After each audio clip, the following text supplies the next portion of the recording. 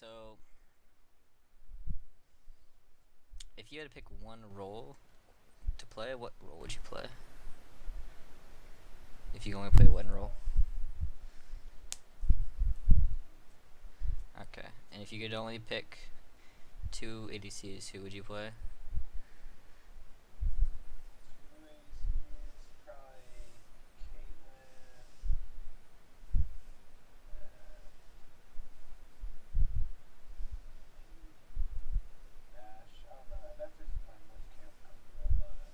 Okay. Alright, you don't have to pick your two ADCs right now, but that's something you have to be thinking about. It's the first step to climbing and getting better is to find out what you're gonna climb and get better with. Um, it's like going to school. Like until you find your major, you can't pick your career. So until you figure out who you're gonna put in time into and get good with, you can't actually start learning how to play and get better at the game. Um, so I just want to preface this with I'm like a nutritionist. Um, I can tell you how carbs work, how fat works, how exercise works on your body, but I cannot force you to eat right or to drink right or to exercise. I can only tell you how like the system works and how learning works in League of Legends, but I can't force you to listen to anything I say. Um, okay, so let me open up Paint. Okay, so there is a spectrum in League of Legends. Actually, let me drop it down. Alright, there's a spectrum in League of Legends. Now this is a spectrum of how you think a situation is going to play out. And there's a little box in the center.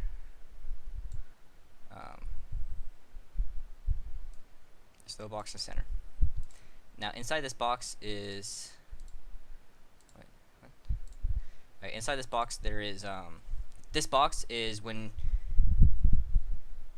you think how you think a situation is going to play out is how it actually plays out. So this is a spectrum of how you think a situation is going to play out. So this could be anything like a team fight, or it could be a 1v1, or it could be a laning phase matchup. All those plays, all those like circumstances, like all those situations play out, and they are aligned on this spectrum. So you can either the closer you get to the box, is the more accurate you were on your first predictions. If you're really far out, that means you were very inaccurate. How you thought it was going to play out was nowhere near how it actually did play out. Okay, so when you first play champion, say you're playing... Let me just pick an easy champion. Say you're playing Caitlyn. The first time you ever played Caitlyn, you did not know anything about Caitlyn. You didn't know her Q range, her mana cost, her missile speed, her missile width, her cooldown, how much damage it does going through a full creep wave. All those things change from levels 1, 2, 3, 4, or ranks 1, 2, 3, and 4, and 5. You didn't know her trap range, the trap charge time, the trap stun time. You didn't know how fast their recharge rate is. You didn't know any kind of combos with the traps, like when you should placing traps. You didn't know anything about her net range, how much damage it did, how much it slows, what the cooldown of is it, what the mana cost is it, what the projectile speed of it. You don't know how far it knocks you away. You don't know your ult range, how much mana cost it costs, how much damage it does. You don't know what cancels put it on a short cooldown and which ones put it on a long cooldown.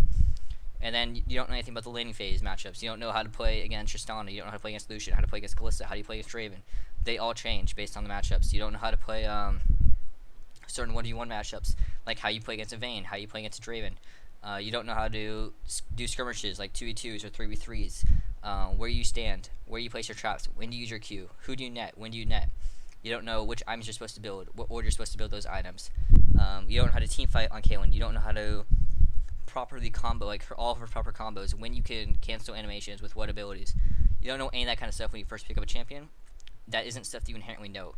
That is stuff that you find out through experience. How having played the champion, you find out this is how I play this matchup, or this item has been working for me very much. I'm gonna try this new item, and you find out that works much better, so you stick to using that item. So when you first pick up a champion, you are gonna be very far out on the spectrum. You're gonna look at a situation. Say it's something very, very easy. Let's just look at... Here, I'll draw a diagram. Okay. So this is you. Oh, whoops. Ah, here we go. So this is you, Caitlyn. This is your ult range. Alright, this is your ult range. You're pointing against a Lucian who is standing right here. Lucian has no heal because he lost in this fight, and Lucian is currently at 32% HP. Now, an experienced Caitlyn player will know that Caitlyn ults, so level 6 Caitlyn ult, or rank 1 Caitlyn ult, you're level 6. If you have a BF sword and a Dorrance, an experienced Caitlyn player will know that you do 23% of somebody's max HP with your ult. But this is your first time ever playing Caitlyn, so you have no idea how much damage your ult does until you've actually used it. You think your ult, you're projecting it does 32% HP, because whenever you play against Caitlyn, it seems to do so much damage. So you overestimate yourself by a lot. So you ult this Lucian, and obviously you take him down to 9% HP, and he walks away. He recalls. You miss your opportunity because you overshoot it. You jump the gun. You could have killed this guy if you had held on to your ult and maybe like sniped him with a Q and like chunked him a little bit, or hit him with like a headshot before ulting. Like if you do something like get your headshot, net forward towards him, and then get an auto off and then ult, you would kill him. But you don't think that you need to do all that because you think your ult's gonna kill him at 32% HP. Because you're inexperienced with Caitlyn. You don't know how much damage your ult does. You don't know that you're overestimating yourself until you overestimate yourself. So you shoot your ult and womp womp. You overestimate yourself. So you go very far into the right side of the spectrum. This is the overestimation side of the spectrum. This is plays that you think were gonna work out favorably for you, but they do not work out favorably for you. You overestimate yourself. Now, the next time you go into a similar situation, you're not going to think that your ult does 32% damage. You're going to think your ult does 29% damage. You're going to adjust it a little bit. There's like a chart, it's kind of like these pegs. And when you think your ult was doing up here, and you shoot and it does less damage than you thought, you take it down a peg. Now you think it does this much damage. And then you're going to shoot again, and you're going to miss again, you're going to overestimate, and you knock it down a peg. Until eventually, like, you jump down too far, and then you start small incrementing it up, until eventually you overshoot a little bit, and then you find out, like, okay, this is the actual zone, right here. This is how much damage my ult actually does at this, like, at level 6 with Dorrance Blade BF Sword.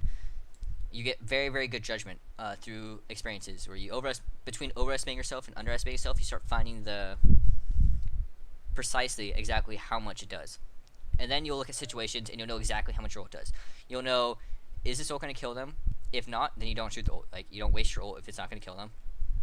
Or if this is going to kill them, you jump on it. Even if the person is at let's say 23, so they're at 23% HP. If you know your ult does 23% HP, a good K1 player will ult, and they'll do like within 10 damage of the person's HP. Like, they will barely kill them, but they knew they would kill them because how familiar they are with their champion and how much damage to do, and at level 6 with these items they do this much damage against this much armor.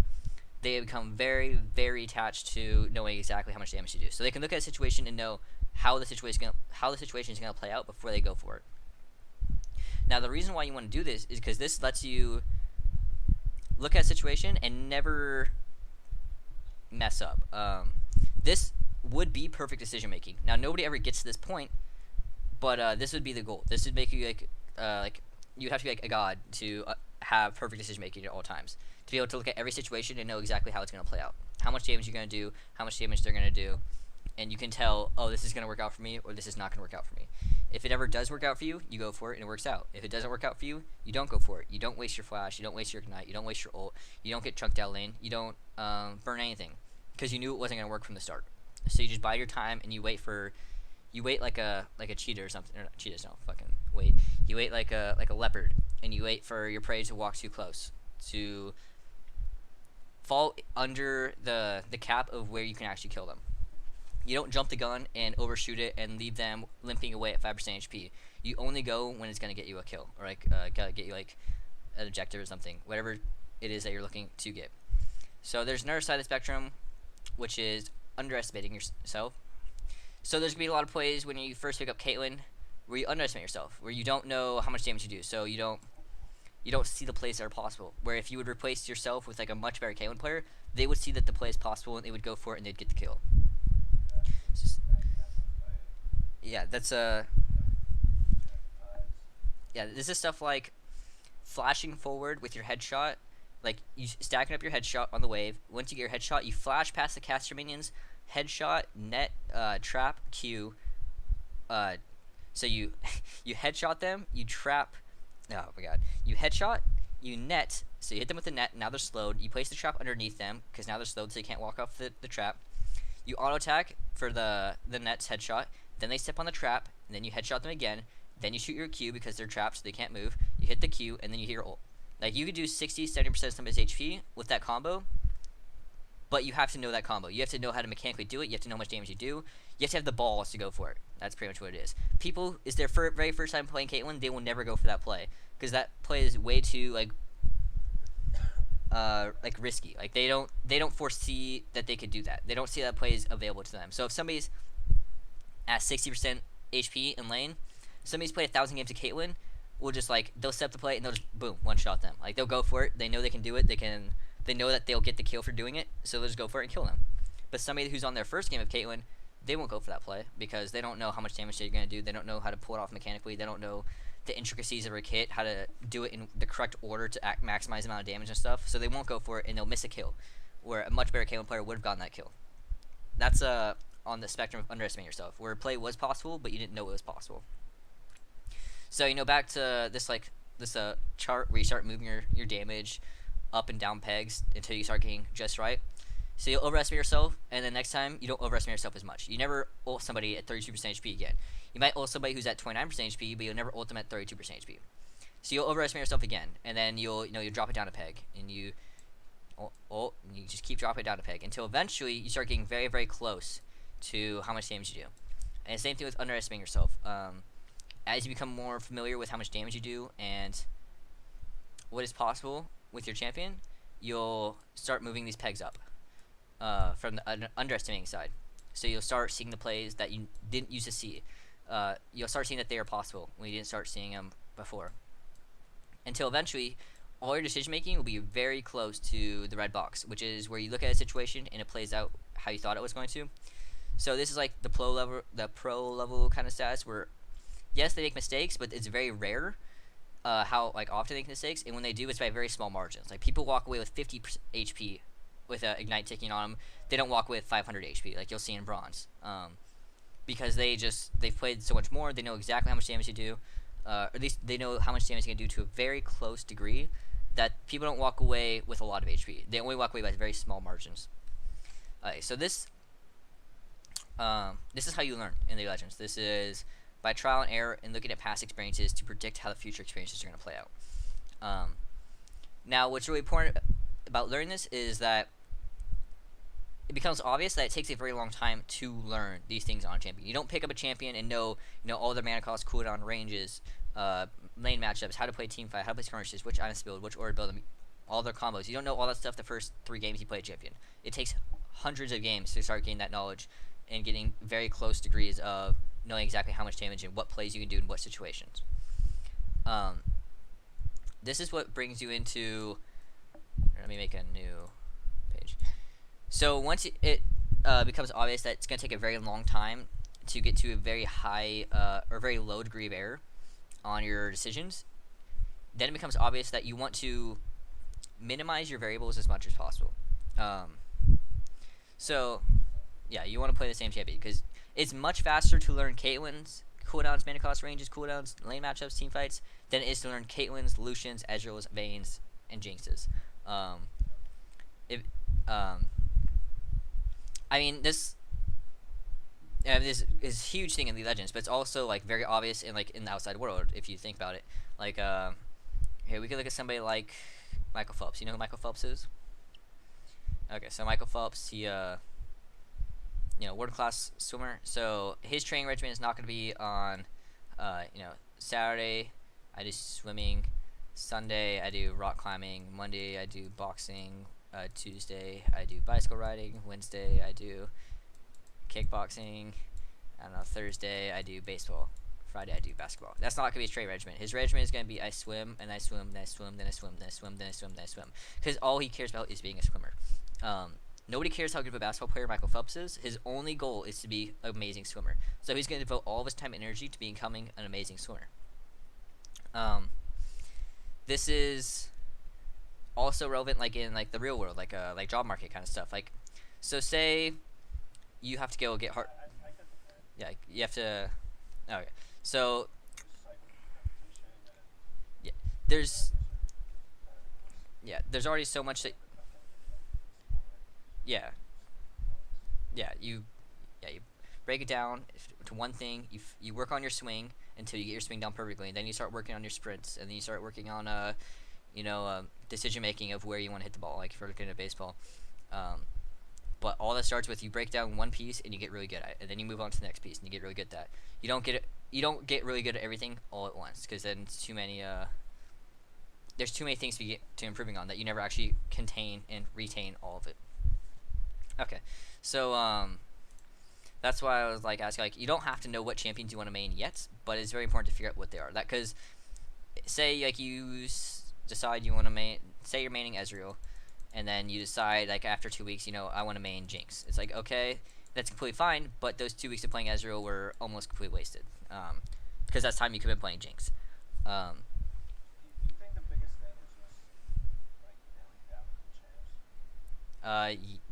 It's the very first step to improving and getting better is So I feel like I've switched champs around like I don't know, split to split or every like 5 to 10 patches. Um, just like based on how the meta is, like like yeah. right now, like when I picked up MF, I was probably like early 2014, which is just way stronger now. Like that Q is nerfed. Yeah. It's like harder to pick up games with MF. Yeah, she's been nerfed, so she is statistically harder to win with. Like if you were to if you were at a flat skill level, her getting nerfed, your win rate would drop down. Like there's games that you would have won previously because of her buffs that this is assuming you stay at a flat skill level. So what you have to do is you have to get better to make up for her nerfs. So like it's still possible. Yeah, it's like hitting more Qs. Like if before you could get by only hitting a third of your Qs because those third did so much damage, now you have to hit a half your Qs to like make up for the lack of damage. Now you have to hit more. You have to be like a higher. You can't waste as much mana because you have to hit a higher percentage to make up for the lack of damage. I think it's more important to just stay on a single champ and just get better at that single champ than like play with the meta. Oh, definitely. Meta does not matter at all in anything below at least Masters. Okay, because like, here, what? I'll make some rectangles. Rectangles are fun.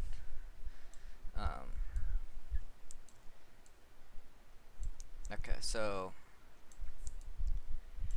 where's text box? It's a huge font.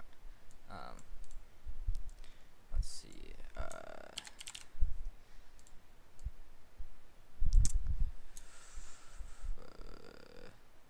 I don't even know who's like good ADCs.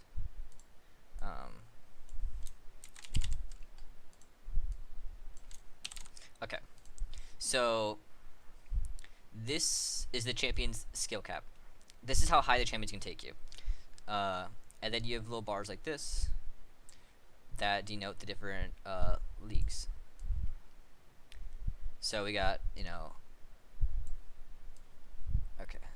So we have down here we have bronze, and then we have like silver, and then we have gold.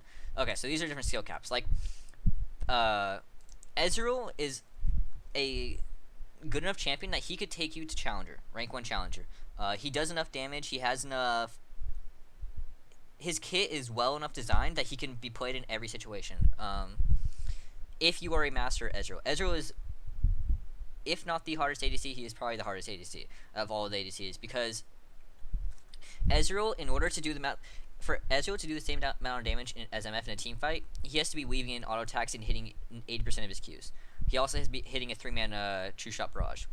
Now, MF can do almost as much damage as Ezreal, sitting in place, not clicking anything. Just pressed R, she can do almost as much damage as Ezreal.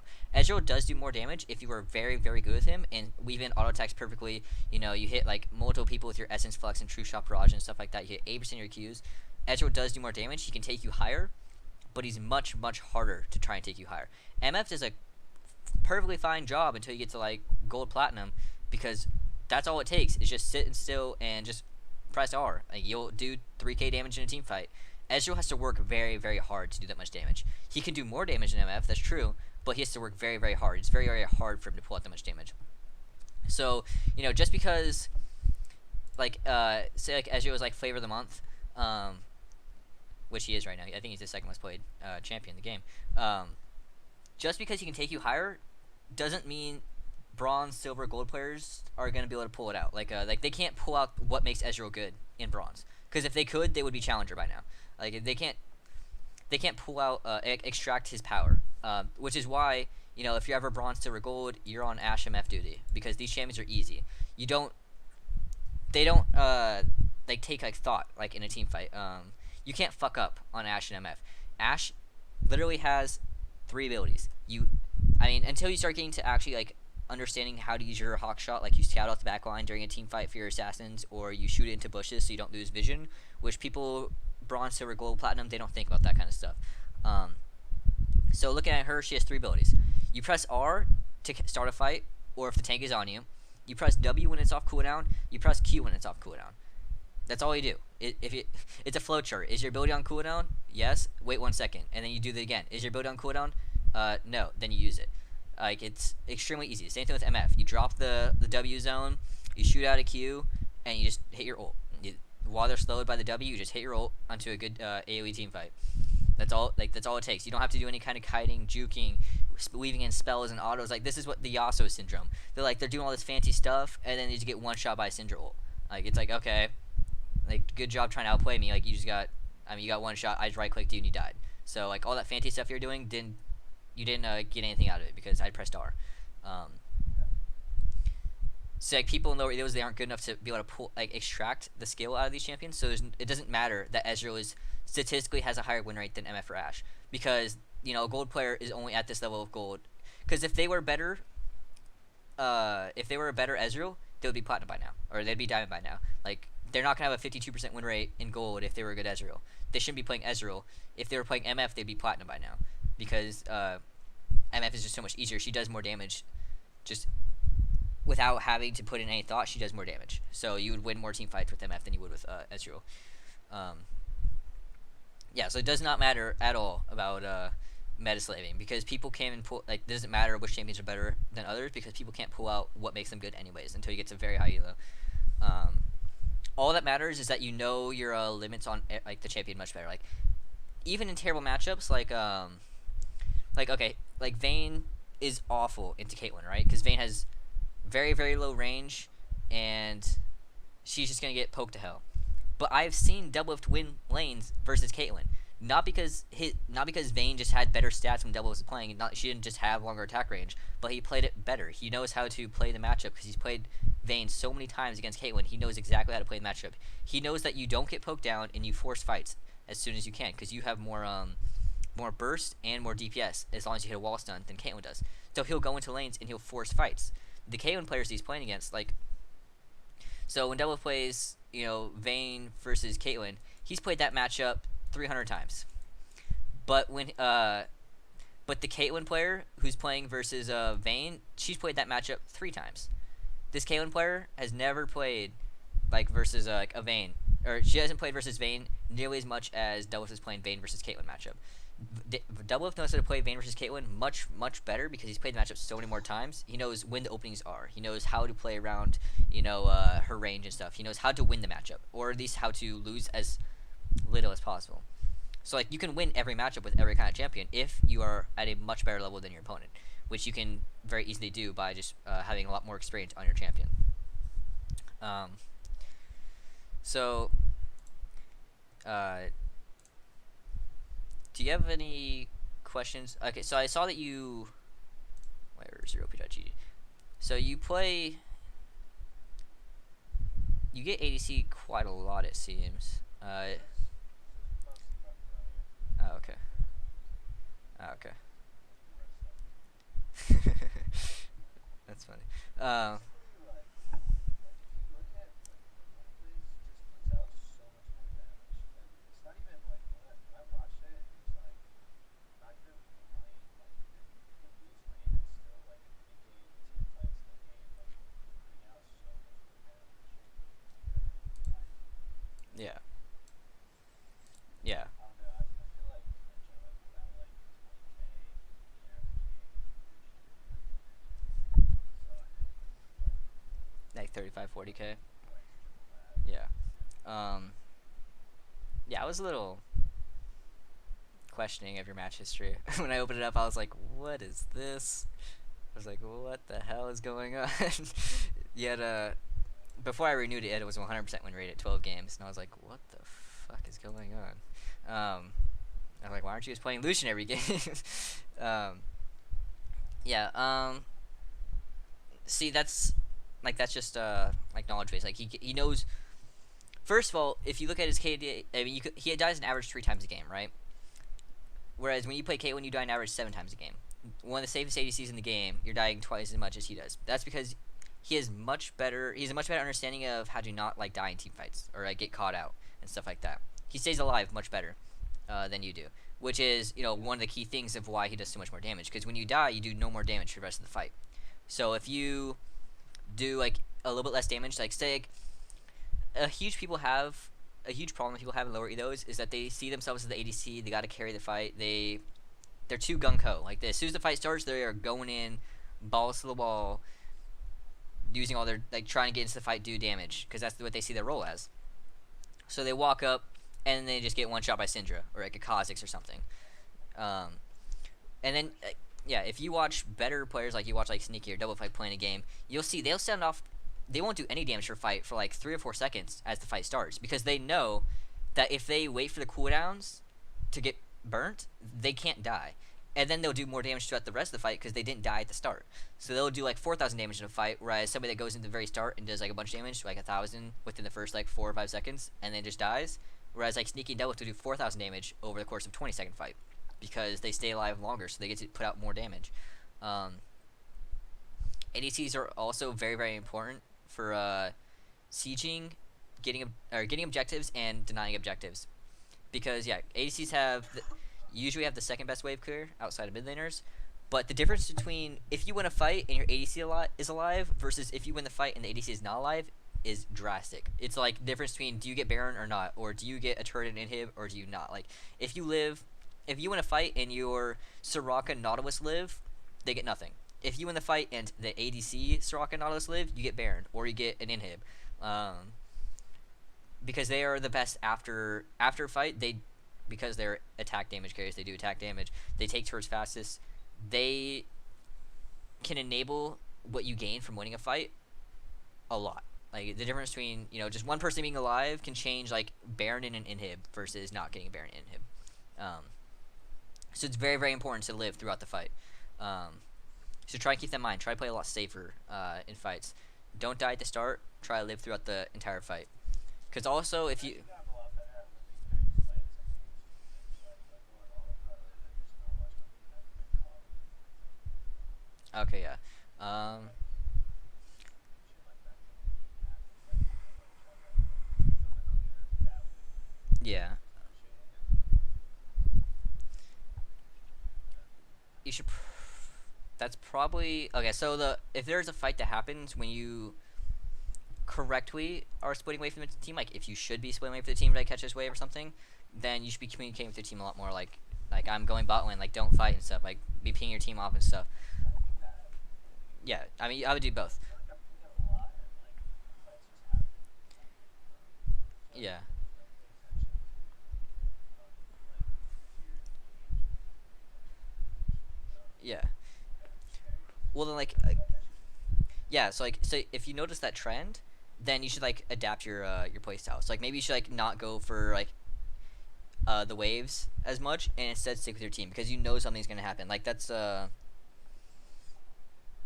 like that's like a bigger thing in like higher elos and stuff too. Like I mean, not like higher elos, but like gold plat is that the enemy team know like people are smart enough to know to force objectives when people are away. Like they'll force 5v4s and stuff. So like it starts becoming a thing where you can't go catch a wave if like you don't have TP because your team is gonna get forced on. Like even if they're trying to get to not get forced on, they will get forced on. Like they'll get like Leon ulted or Nautilus hooked or something. Like it's gonna happen. So like you can't like you're locked in. Like you can't go to the side to get to the wave because you know your team's gonna get forced into a fight if you do because the enemy team is smart enough to know to force that fight. So like you start like adjusting your strategy of this seems to keep happening. My team seems to keep being forced in fights when I go to roam to the side. So maybe I should like try to not go to the side as much. Try to stay with my team more. See if I see how that happen. See how that works out. Do we start winning more fights or do we start just wasting more time? Like start trying out new things, like adjusting your strategy and seeing like what works and what doesn't work. Um, because your strategy does change based on either like the things that you do in bronze 3 are not the same things you do in silver 3, and like they change to gold 3 and they change to platinum 3 and to diamond 3. As players get smarter, what you do in different situations does change. So you have to like uh, find out like what is the correct response for your elo. So, Um, yeah. Do you have any question? to so like I like to play. I really like playing Cinder, but I like just farming and not playing the fight quickly. Feel like how do you feel about trying to get kills in lane to translate into like like do you think that's necessary? Mm-hmm. I definitely don't think it's necessary because people are. I think if you're very good at team fighting, I think that's more important than lane because people are usually very bad at team fighting in lower elos. Because like if you look at it, there are no good team fighting ADCs in silver because they wouldn't be silver if they were good at team fighting. Like team fighting is the most important thing for ADCs. So if they were like a gold level team fighter but like a bronze level farmer in lane, they would be like a gold. Like they would be in gold. Like the farming in lane is much less valuable than team fighting because team fighting is what determines the game usually. Like it's like team fight and then you get an objective and that's like that snowballs the game. Like it doesn't matter if they're down 100 CS if they won the team fight. If you if they're down 100 CS because they suck at CSing in lane, but they don't get they don't die like the first 3 seconds of the fight, but the enemy ADC does die within the first 3 seconds of the fight, they'll win. Even though like they're much worse at CSing and stuff, they can still win the fight because they had better positioning. So like if they're a better team fighter, like they can win these fights much easier. And team fighting gets objectives and like ends the game much faster than like incremental advantages of CS and gold and stuff. So Do you have any other tips about positioning, like yeah, things like that? well, I mean, mostly like, or I said like stay farther back and like watch for pick out what the important things, what abilities are. So like, yeah, we just look at this last game where there's Cho'Gath, Lee Sin, Lux, Jinx, and Zillion. Okay, so like we can. This game has a lot of stuff. So things we have to watch out for: Lee Sin kicks, Lux snares, Jinx traps, Zillion bombs, and Cho'Gath knocks up. Like you need to be watching. Like okay, where's everybody? Like when okay, Lux snares on cooldown. Okay, Cho'Gath knocks up on cooldown. Lee Sin kicks somebody else. Okay, like you start like checking these lists. Like you keep like a little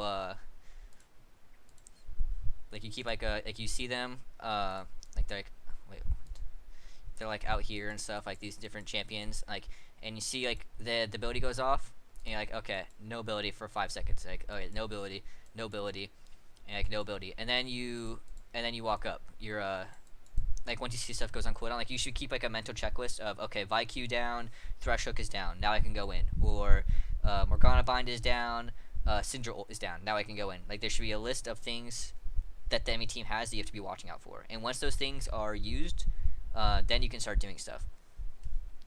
Um, besides that, play extra safe in fights in team fights. ADCs do the most damage if you stay alive. You do a lot more damage than anybody else, but you have to stay alive in order to do that. So back to your Spectre thing. Yeah. It seems like you learn a lot faster from being aggressive and like finding enemies. Because like you play passive, Yeah. put out your damage, you're not really able to like adjust your expectations for enemies. Yeah. Um, overshooting is faster. err on the side of being aggressive, like in order to learn the moves. Yeah, I mean it's completely fine to be over aggressive as long as you're learning from your experiences. Because like you're gonna pick up on it like really quickly. Like it's only gonna take like 10 or 20 games or something of playing over aggressive to get a very good grasp of your champion. Um, if you're learning from each game, like that could be drawn out to 100 games, 200 games if you're not learning very well. But yeah, it's completely fine to be over aggressive for your first like your first like learning games, like your first like 15, 20 games to the champion, because as long as you are actually taking away the knowledge from each of those games, like you'll get over that hurdle like really quick. Like you'll stop having to be over aggressive because you'll get a very firm grasp of how much damage you do in different situations. So yeah, it's completely fine to be over aggressive. Be pushing your limits for like the first like it's only gonna take like 15, 20 games before you start getting a very good grasp of how much damage you do. So that's not too big of a hit, but that you have to make sure that you're actually paying attention and learning from each of your games, or else it's gonna take 50, 100 games before you actually start learning stuff. Um, okay, so one thing I want to mention is how often do you dodge cues? What? How often do you dodge champ select? Dodge champ select almost never. Okay, that's a very underutilized system in League of Legends. So okay, Riot Games makes dodging a big scary thing because as a whole, dodging is very bad for League of Legends. Yeah, because it wastes people's time. So I mean, it just makes champ select take a lot longer. It makes you not get into games. It becomes a huge hassle if people are dodging too often. So they try to make it a big scary thing. But dodging is actually not bad because it's not nearly as bad as people think it is, and it's very underutilized. People should be dodging a lot more. So it's on a 22-hour time cycle. So 22 hours from your first dodge. And then the first dodge is minus 3 LP and minus 6 minutes. And every dodge after that is minus 10 LP and minus 30 minutes. So if we look at it, first of all, this first dodge every day is like a god trade. You should be dodging at least once a day. If you don't get your roll, if people are like raging in your chat, like you can already tell it's a bad game. If people are trolling, obviously, even if the enemy team comp like just looks very bad, if it's the first dodge, it's okay. I mean, you shouldn't really dodge any like after your first dodge if the enemy team comp looks bad. But if it's your first dodge, like it's completely fine. Because if you look at it, 3 LP is 1/7 of a loss. Um, you can dodge 7 times, and 7 of these minus 3 LP, and then it'll equal 21 LP, which is a normal loss from a game. And then minus 6 minutes, that is 1/6 of the average game time, which is 35 minutes. And then we look down to here, minus 20 LP, that's half of a loss, and minus 30 minutes, that's still slightly less than one game. You save 5 minutes on average from because dodging is always 30 minutes, but games are average 35 minutes. So you save about 5 minutes, on average, for a dodge versus a loss, and you lose only half the LP. So if you were if you made a champion, say you are a gold Ezreal player, and you've put in a lot of time and gotten really good at Ezreal, so you're much better at Ezreal than you are anything else. It's like you're a gold 3 Ezreal, and your next best champion is Jinx, and you're a silver 1 Jinx player because you haven't put in as many games. So you haven't narrowed the spectrum as much, so you make a lot worse decisions. So you have a much lower win rate. Like you're not as good at Jinx as you are in Ezreal because you haven't played nearly as many games. So if your Ezreal gets picked or banned, you can either do this dodge, or you can play a game of Jinx. And if you're playing in a gold 3 level game, but you're playing a silver 1 level Jinx level, your chance to win is like gonna be like 40% or lower, which like statistically, okay, no problem.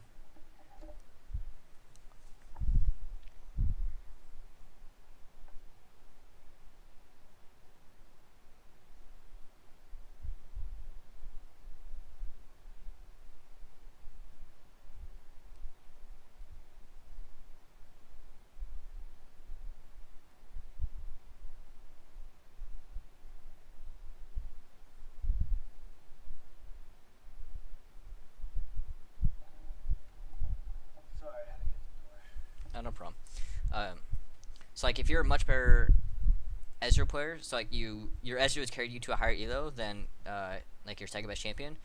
It's better to dodge if you don't get your best champion than to play your second best champion. Like if there's a decent skill gap between your the elo that you're playing in and your skill on your second best champion, because your second best champion is gonna have a much your chance to win that game when you're playing in much higher elo is very it's a lot lower. It's gonna be 40% or like below, and over the long run you lose more LP by playing these games.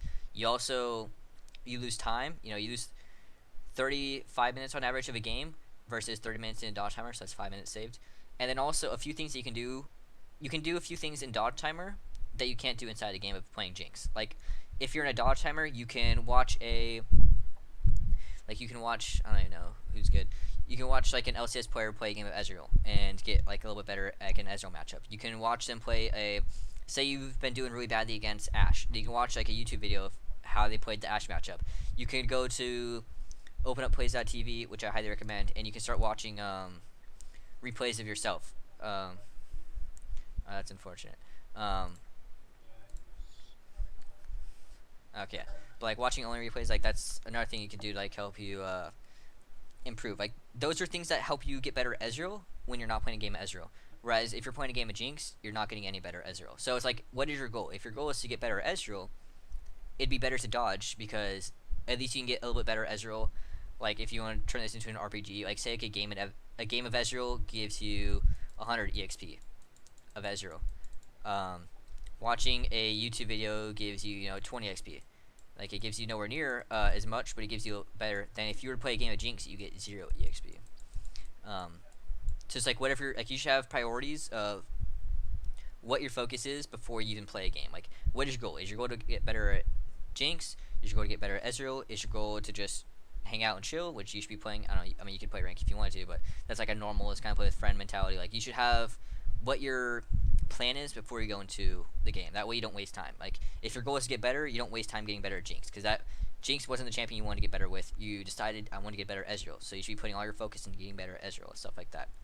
Um, so like definitely like if you are a like say like you main ADC, if you get to goal 2 maining ADC, if you've played 100 game, if it took you 300 games to get to gold 2 of ADC, and throughout the time you've played 50 games of top lane when you get autofilled to your secondary or whatever, your top lane is not gonna be at a gold 2 level. Your top lane is gonna be like a gold 5 level because you haven't put in the amount of games. So like just like with the champion thing, it's gonna be a much worse idea to play your secondary role in a higher elo because you're not a gold 2 top laner, you're a gold 5 top laner, but you're a gold 2 ADC, so you're playing in an ADC.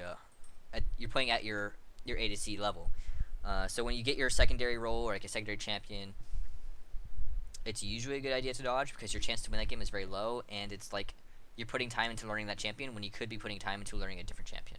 Or I mean, you could be putting that time into learning your main champion through like a dodge timer or stuff. So yeah, so I would suggest like picking it out a champion and focusing on them. I dodge like here. Wait, let me see. I have a few accounts this season. We can start my first the account that I'm currently playing on. Let's see here. Wait, where's ranked? Okay, so if you notice, wait, this is gonna take a while.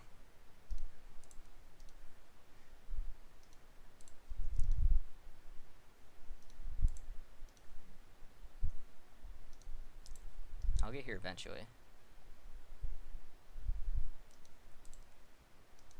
Okay, here we go.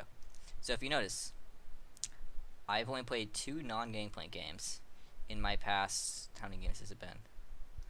In my past 119 games, I've played 2 non-Gangplank games. These are because I was in promos, and I should have dodged, to be completely honest. Even if I won the promos, it's not worth it, personally. So like this count, Riven only. I've only played Riven. I have not played another champion on this count. This count, I've only played Annie. I have not played another champion this count. I dodge a lot. If I don't get my role, I dodge. If I don't get my champion, I dodge. If I Gangplank, if I don't get Gangplank, I dodge. That's because I'm very committed to getting better at the champions I care about. I don't care about getting better at, Syndra. Like Gangplank got banned. I could play Syndra mid, but I don't want to get better at Syndra mid. I want to practice Gangplank, so I'd rather dodge and watch a video about Gangplank or watch my own replay of Gangplank, which I do after every game to look at my mistakes.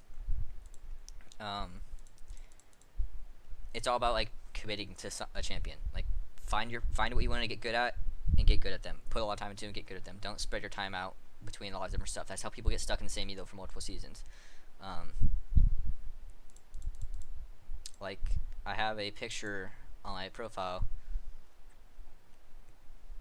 because it's not hard to improve with League of Legends. Like, so here we go. I started playing ranked. This is season 6.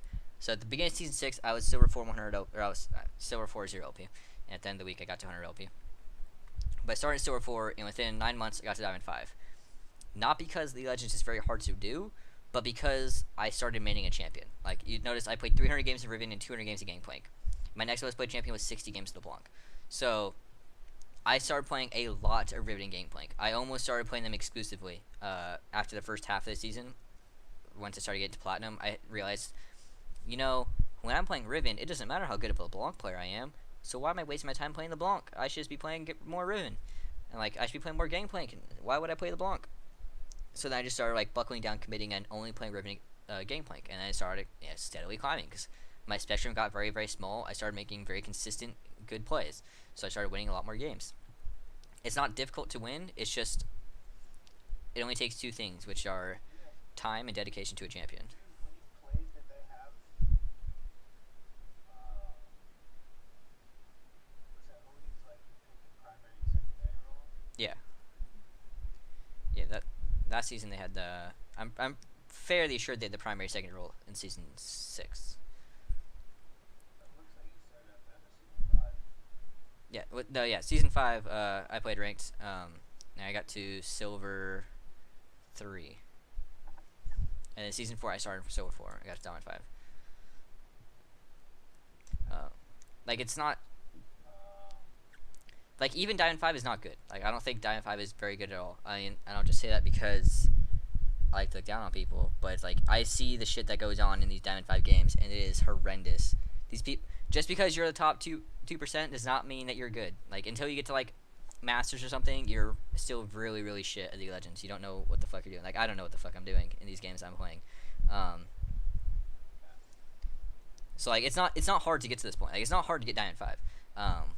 All it takes is enough games and dedication to a champion.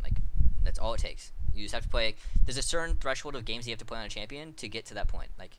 If you play 300 games of a champion, you either climb, or you either climb, don't care, or have a mental disability. There's no way you can play that many games of a champion and not be learning. That'd be like reading a book 300 times and not being able to remember what the plot of the book is. That's not actually possible unless you have no cares or a mental disability. Well, the other thing to consider is that everybody sticks to 3 Yeah, but people keep dropping from the game all the time. Well, people this season are way better than that. That's not true, actually. Well, Yeah. yeah, yeah. I mean that's true. The game is growing, but yeah, you just have to be growing at a faster rate than the average person.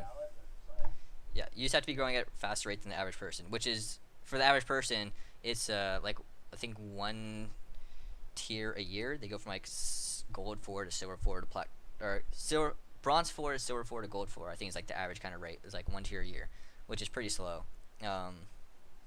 If you buckle down and focus and actually watch replays every game and try to actively improve, you don't go on autopilot in games. Yeah, I play TV. I just watch it while I'm in queue of my next game.